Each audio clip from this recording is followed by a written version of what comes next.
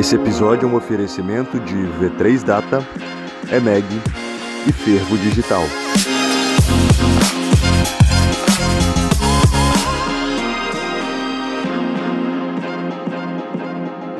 Tá começando mais um episódio de Gestor, o seu podcast quando o assunto é gestão prática. Hoje nós estamos aqui diretamente do Inova Week, uma organização da Universidade de Vila Velha, a UVV.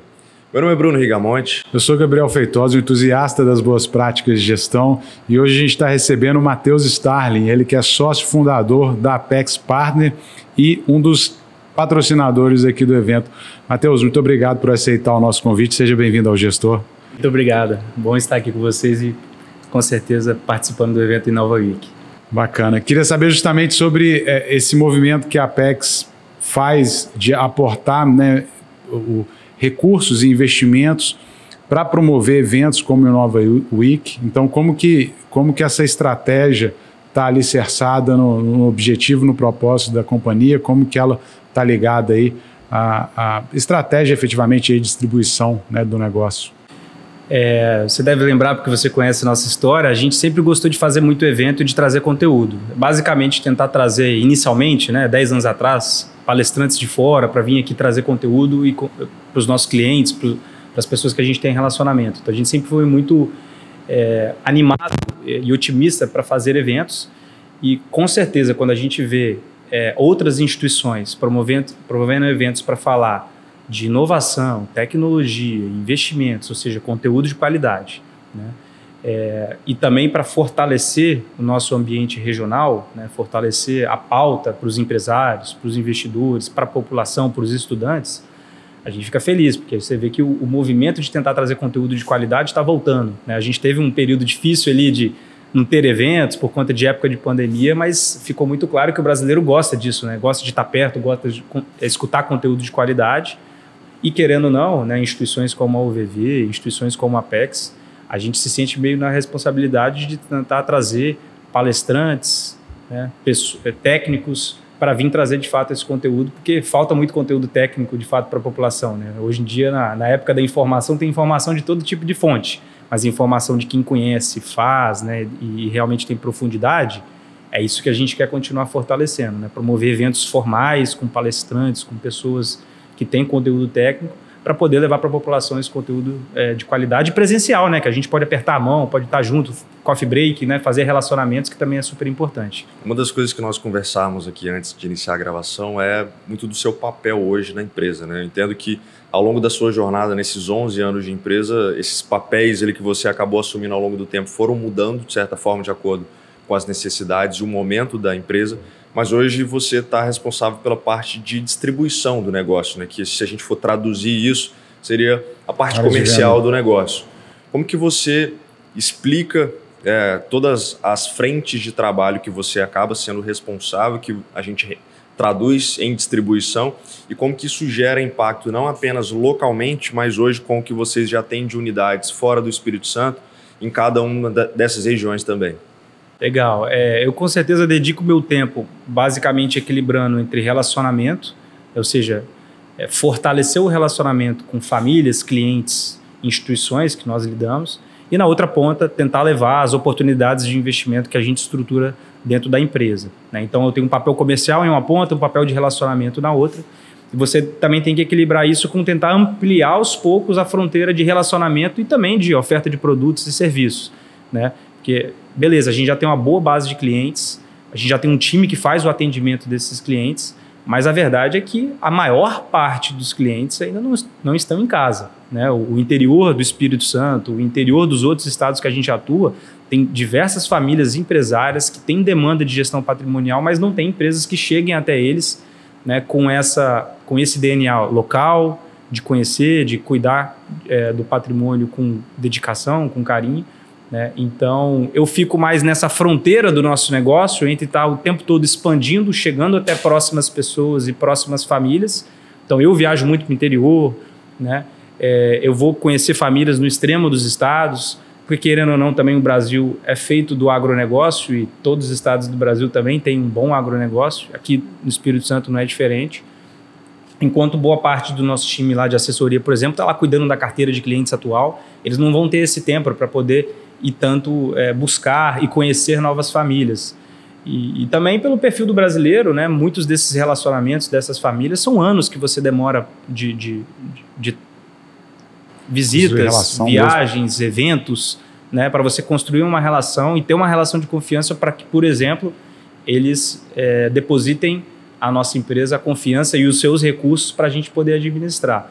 E falando um pouco da fronteira para os novos estados, aí querendo ou não, né, o que a gente busca fazer em Paraná, Santa Catarina, Mato Grosso, os estados que a gente está crescendo, é exatamente a mesma coisa, né? Ter equipes lá que estão regionalmente atendendo os clientes, mas que também estão tentando buscar ir para o interior, né, estar mais próximo desses mercados regionais, utilizar os eventos que a gente faz para levar conteúdo relevante para o interior. A gente faz muito evento no norte do Espírito Santo, no sul do Espírito Santo, no interior do Paraná, exatamente para poder trazer os empresários para perto, ainda mais nessas regiões que não se tem tanto esse ambiente social, de poder discutir negócios, investimentos, participar de uma palestra ali no escritório, né? No interior você não tem tanto essas sedes de empresas de investimento como a nossa, né? Então, o meu trabalho particularmente é tentar equilibrar aí esse tempo de fazer relacionamento, buscar novas famílias, novos clientes para a empresa, enquanto a minha equipe lá está cuidando desses clientes, né, e fazendo esse trabalho de cuidar da carteira. Matheus, e aí tem um ponto que eu queria explorar com um pouco mais de profundidade, que é um pouco desse capital social que você constrói a partir, né, dessas relações que vão sendo criadas, vão sendo estabelecidas. Isso é uma vantagem competitiva que eu entendo, né, para a Apex e para qualquer negócio, né, você ter ali um front institucional, um front de relacionamento ali que vai cultivando essas relações de uma forma muito mais sedimentada, muito mais madura, né?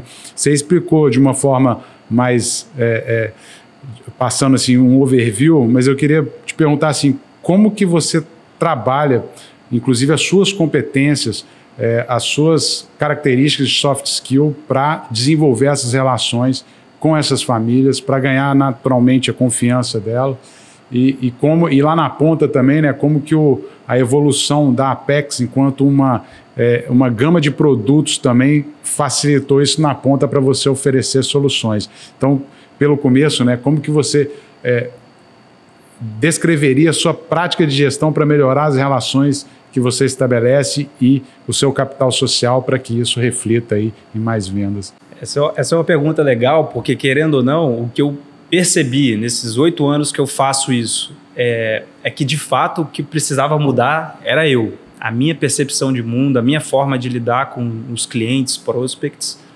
porque quando você está construindo um relacionamento, né, você sempre está querendo, a priori, oferecer algum serviço da sua empresa. Só que a verdade é que muitos clientes, você vai demorar 4 ou 5 anos para fechar um primeiro serviço.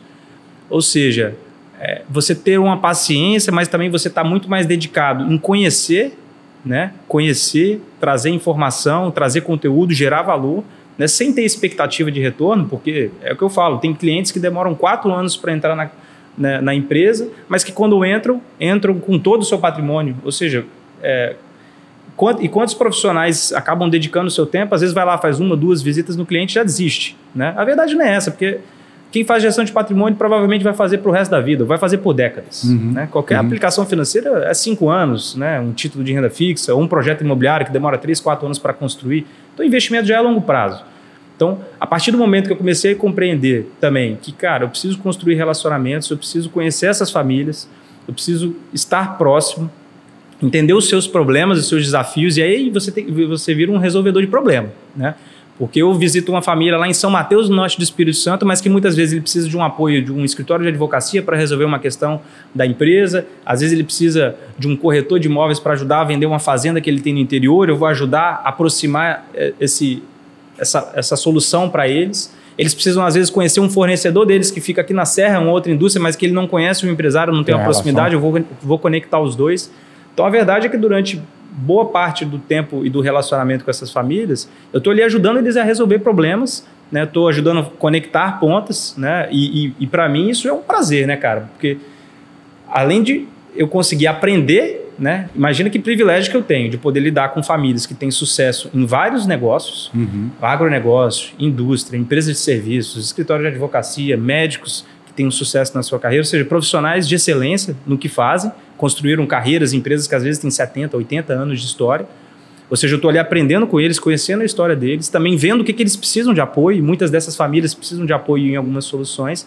E aí, ao longo do tempo, a gente vai construindo um relacionamento, eu vou conseguindo compreender o que eles precisam de fato, porque a verdade é que nem aquele cliente que está com a gente desde sempre, né, nem você, nem eu, às vezes a gente sabe exatamente o que a gente quer no âmbito de um investimento, de um planejamento de previdência, de cuidar da sua família, dos seus filhos. Então, é um processo de autoconhecimento de cada um dos clientes, mas também nosso, de como que a gente tem que interagir. Então, você tem que ser conservador, porque o cliente, a verdade é que ele não sabe o que ele quer. Então, é bom que a gente comece sempre devagar, né? Então, na ótica dos investimentos, você sempre começa pelo mais conservador. E aí, depois de 2, 3, 5 anos que você já conheceu o perfil, você já entendeu o que aquela família de fato quer, o alinhamento societário daquela família, o alinhamento familiar dos membros daquela família na sua previsão de vida, que aí a gente começa a conseguir oferecer de forma mais assertiva, eventualmente, produtos, investimentos. Então, demora, de fato, às vezes, para o próprio cliente chegar na conclusão do que ele quer, né? E aí nosso desenvolvimento de projetos e produtos muitas vezes facilita significantemente o meu trabalho. Vamos dar um exemplo prático, né? A gente, por exemplo, construiu um fundo imobiliário para fazer a aquisição de um shopping center, né, na cidade de Vitória, que é muito simples, né? Nós estamos comprando um terreno de um ativo que paga aluguel todo mês, que vai ter uma valorização patrimonial no longo tempo, é um ativo que todo mundo aqui do estado pelo menos conhece, né? Sabe que ele performa muito bem. É um produto como esse que muitas vezes eu vou para o interior oferecer, o cliente fecha na hora. Às vezes, várias outras coisas que a gente faz que são importantes, que ele poderia ter também, que muitas vezes ele já faz em outras instituições financeiras, mas às vezes não interessa tanto, porque ele já está bem atendido, ele já está acostumado ali com aquele relacionamento com aquele banco, com aquela cooperativa de crédito. Né? Mas é quando você traz algo novo, que aí a importância da gente desenvolver sempre produtos novos, aqui ele escuta e aqui ele participa. E às vezes é a porta de entrada. Então, esses investimentos mais conservadores e muitas vezes regionais, como é o caso dos projetos imobiliários, também me ajuda muito a poder ter um diálogo e abrir uma conexão com famílias, principalmente do interior, para a gente começar um trabalho. Mas, sem dúvida, é você estar ali querendo conhecer, aprender com essas famílias, que faz com que eu tenha repertório para poder ajudá-las melhor. Porque muitas vezes eu tenho sempre um produto para oferecer, mas às vezes não é o que ele precisa nem o que ele quer, né? Mas é o que eu tenho para oferecer. Então, às vezes, na verdade, eu vou lá para conhecer o cliente, construo uma relação de amizade, consigo entendê-lo melhor, inclusive com o tempo, às vezes, ele vai trazendo mais informações, que também tem isso, não adianta você querer dar uma solução se você não tem informação suficiente.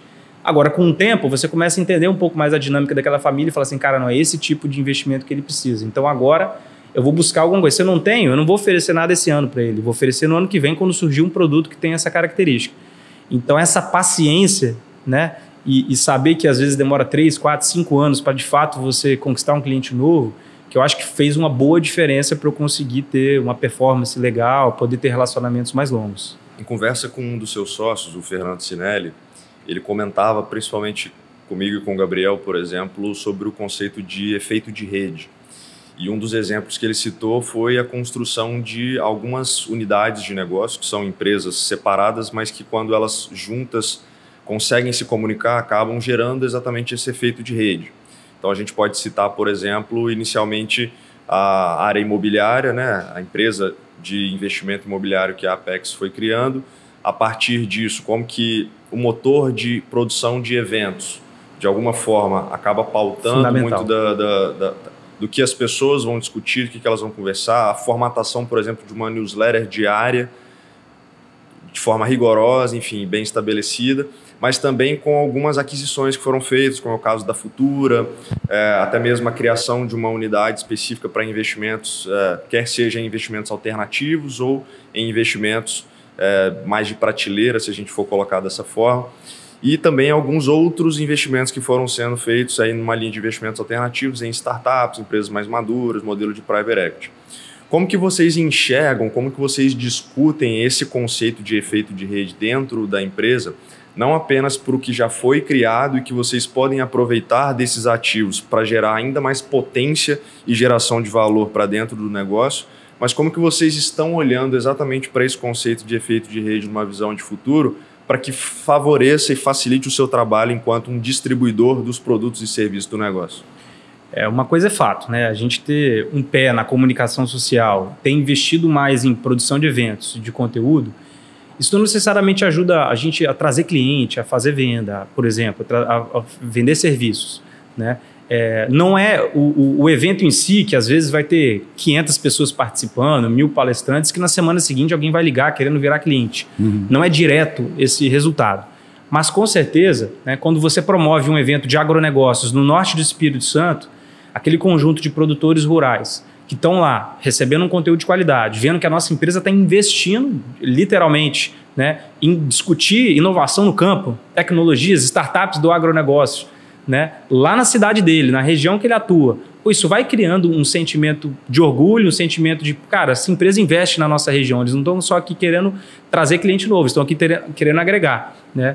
Então, esse tipo de coisa a gente foi percebendo, não foi proposital, mas ao mesmo tempo, quando a gente vai vendo o resultado institucional e de marca, é importante, por exemplo, a gente ter uma empresa de comunicação, produzir conteúdo, fazer os eventos, né, que é o caso do projeto Folha Business, que é o projeto que a gente tem, né? Então, muitas vezes é desafiador para caramba desenvolver um investimento, por exemplo, em startup, que é um investimento que é difícil de explicar para os nossos clientes.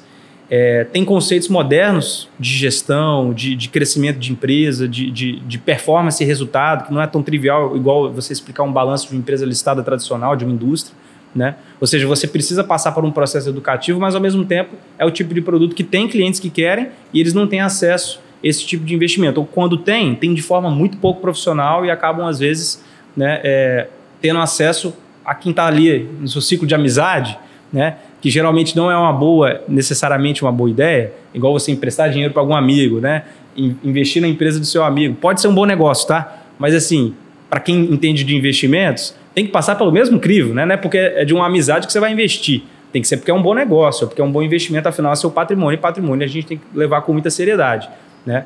Mas quando você vai juntando, né, áreas de negócios, atuação regional, comunicação social, você vê que isso vai criando um efeito de rede muito positivo, né? E positivo, pelo menos hoje, eu vejo esse positivo no sentido de que os clientes confiam muito na empresa, né? E que a gente consegue criar uma plataforma de conexão, que ela sim pode, eventualmente, depois retornar em negócios para a gente. Mas é muito mais do cliente saber que ele estando junto com a gente, participando de projetos, sendo sócio de empreendimentos, participando dos nossos eventos, ali ele vai conseguir construir relacionamentos também importantes para eles. Ou seja, a gente consegue extrapolar, né? Além da gente ampliar a nossa fronteira de relacionamentos, os clientes também aproveitam isso bastante. Isso a gente vai percebendo com o tempo. Um cliente fala assim, cara, encontrei com outro cliente no evento de vocês. Teve um caso recente de um cliente nosso aqui do norte do Espírito Santo, que um dos maiores clientes dele é lá no oeste do Paraná.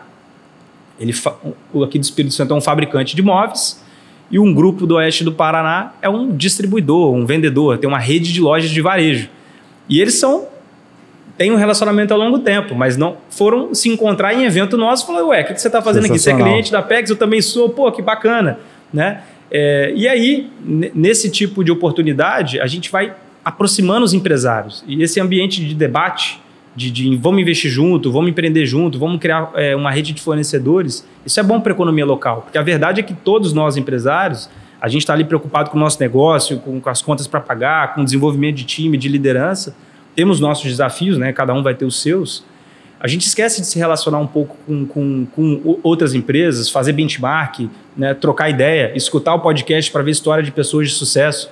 Às vezes isso não está no nosso dia a dia, né? Mas, cara, você tem que ter um tempo para fazer relacionamento, para conhecer pessoas novas, outros empreendedores, porque dali vai surgir oportunidade de negócio, dali vai surgir um fornecedor novo, dali vai surgir uma empresa de consultoria que vai agregar valor para sua empresa. Você não está olhando para isso, mas às vezes você está com um problemão interno, mas se você abrisse e tirasse a cabeça fora da água, você tem uma empresa de consultoria ali que pode te ajudar a gerar um resultado gigante, mas você não está aberto a conhecer essa oportunidade.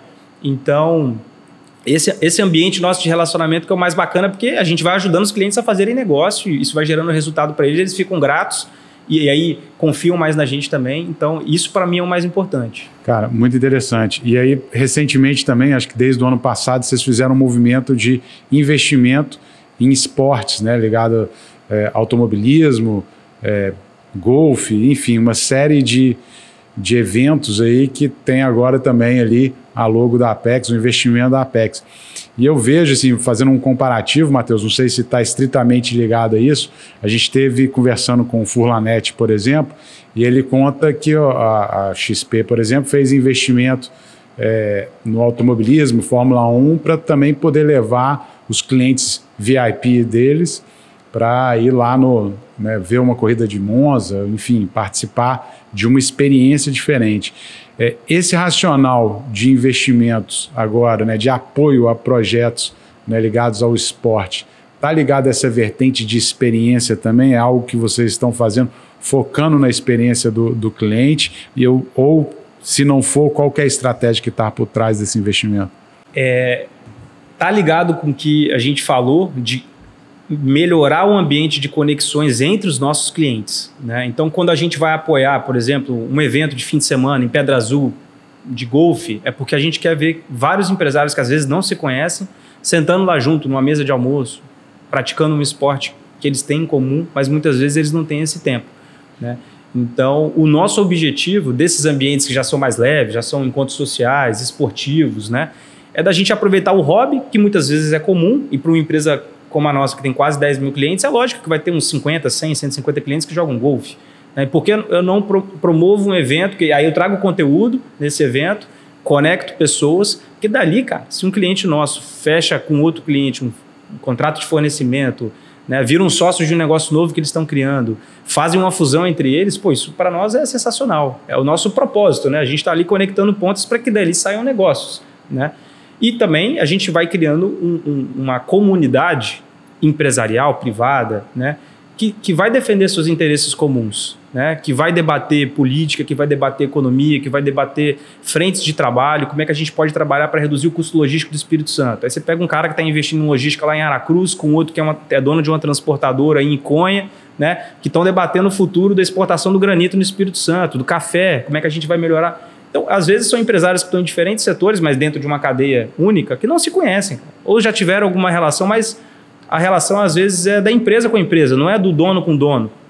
Então, esses eventos esportivos, quando a gente está ajudando a promover, né, hobby, né, é basicamente para a gente estar ali mais próximo, trazendo esse conjunto de relacionamentos, e tem projetos nesse sentido, né? O próprio Conecta Folha Business é um evento que está buscando aproximar pessoas, né, para que a gente crie comunidades empresariais para debater assuntos comuns, geralmente mais falar de empreendedorismo mesmo, e novos negócios, mas também para debater cultura, debater filosofia, debater futuro dos nossos filhos, o estado que a gente quer para nós, o que a gente não abre mão das premissas, né, e princípios para o estado do Espírito Santo, o estado que a gente quer do futuro para os nossos filhos. Eu acho que esses ambientes são legais, e querendo ou não, qual a empresa que lida com vários empresários? É uma empresa de investimentos como a nossa, que atende vários empresários, né? Então a gente tem esses clientes em comum que têm interesse comum. Então, por que não a gente ajudar a promover esses eventos? E a gente tem feito e tem sido sensacional o feedback, né? Mas isso está só começando. Assim, a unidade da sociedade civil, ela se perdeu com o tempo, né, no Brasil. Então, quando você promove eventos hoje sociais para conectar empresários, conectar cidadãos, isso hoje tem um preço muito bacana. As pessoas estão realmente querendo aderir, né, estar junto, conhecer outras pessoas, criar comunidades para fazer benchmark.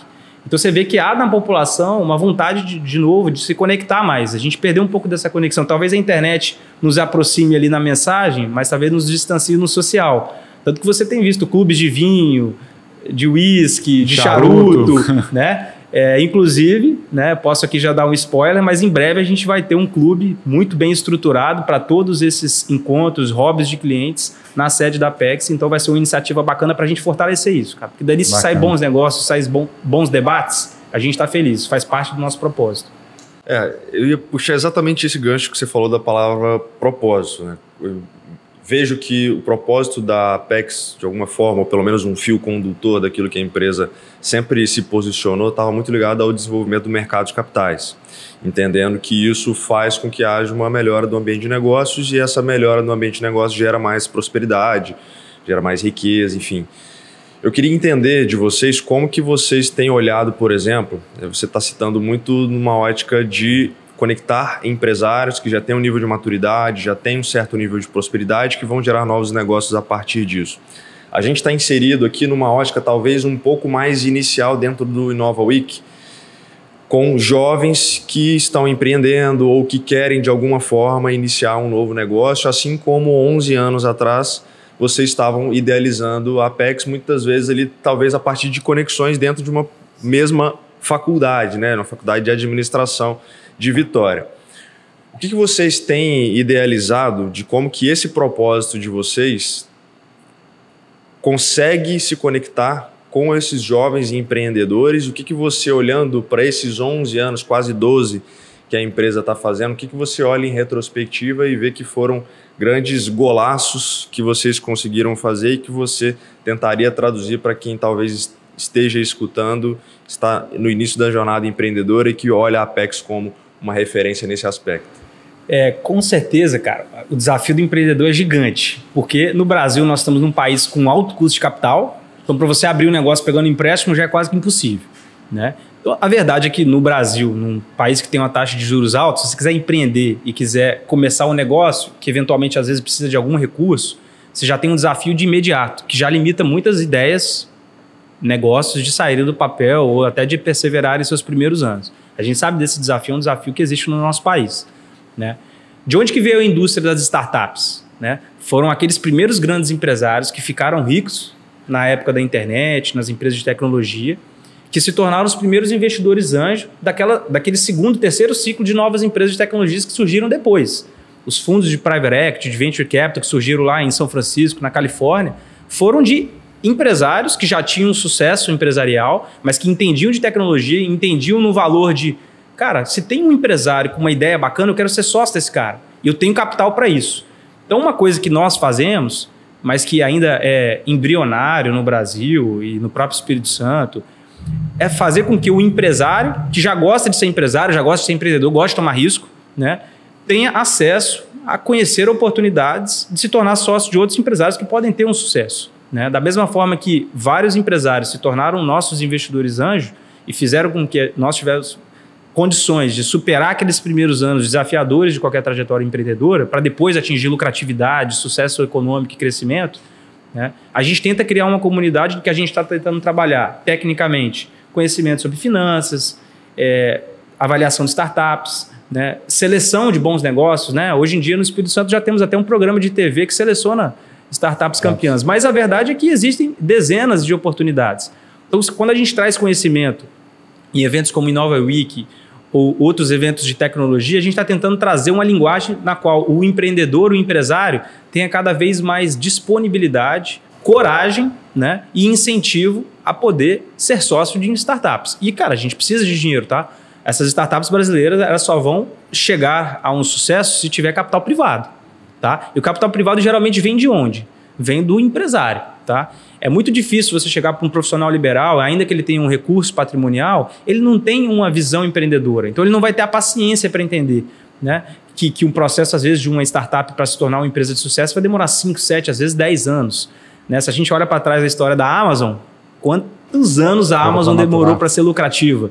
Quantas rodadas de investimento a Amazon fez para se tornar hoje a maior varejista do mundo? Então, assim, o primeiro trabalho nosso é educativo. É fazer com que o brasileiro que tem patrimônio entenda que ele pode pegar uma parcela mínima do seu patrimônio, né, mas que eventualmente ele possa empreender.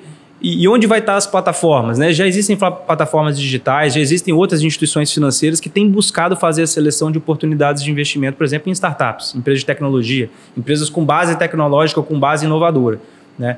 Esse trabalho educacional é algo que a gente tenta fazer. É óbvio que nós somos uma empresa que investe ali em 5, 10 empresas por ano, né? Mas, com certeza, dentro do nosso ambiente, né, muitos clientes nossos investem em startups e pedem a nossa opinião. A gente opina, a gente fala, é um startup bacana, não está no nosso portfólio de investimentos, mas a gente recomenda que você participe sim, uma empresa que parece fazer sentido dentro do seu negócio.